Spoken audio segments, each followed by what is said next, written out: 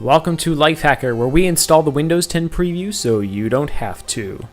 At first glance, you'll see that it looks quite similar to Windows 8, with the exception of this technical preview icon and a few new icons down here in the taskbar. We'll get to those in a moment, but let's start with the obvious. The Start menu is back. It looks a little different this time around, as expected, but it works quite nicely. The left side is the same as before, with a more flat, colorful look, but you can press all apps to see all of your installed programs just like you could before. On the right side, you'll see some of the Start screen's infamous live tiles. I actually really like these, so I'm glad to see them here.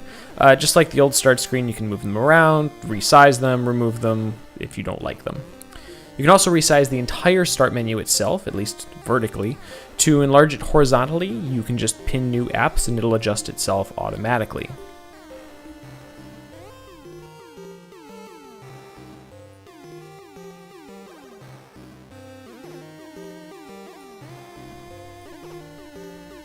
The Start menu also has search, just like it always did, though this time it includes web searches along with its results, so you can see those here. And if you search for a specific site like Lifehacker, it'll give you a shortcut to go straight there. By default, it uses Internet Explorer, but if you install another browser like Firefox, it'll use whatever you've set as the default. Now you'll notice some minor changes to the way windows look in Windows 10, namely they don't have the borders around the edges. You can still resize them as normal, but everything looks a little bit cleaner. You'll also notice that the File Explorer's icon looks a little different, and if you open it up, you'll see a few cosmetic changes inside as well. Mostly the icons for things like desktop, hard drives, and home group, things like that have a flatter look, though not all of the icons have changed just yet.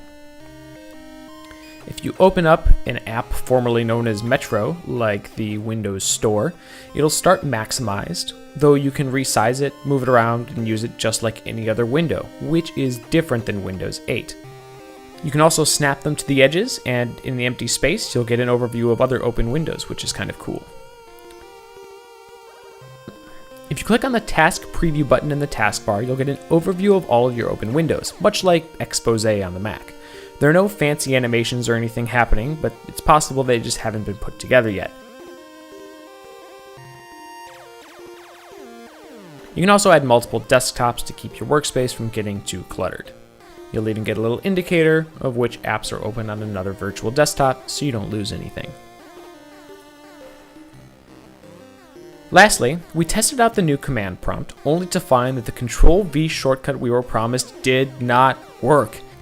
However, I later found out that if you go to the command prompt's properties, you can enable experimental features, which actually includes a host of other things, not just the shortcut.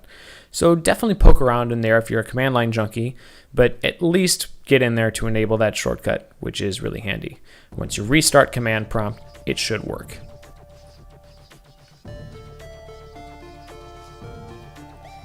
All the new features are looking good so far, but it's not all sunshine and roses. I definitely experienced some sluggishness here and there, even on my really powerful PC. And I had a few issues with the universal apps throwing up error messages when I tried to launch them, and the windows wouldn't pop up, and the thumbnails and the taskbar didn't quite work. It was very strange.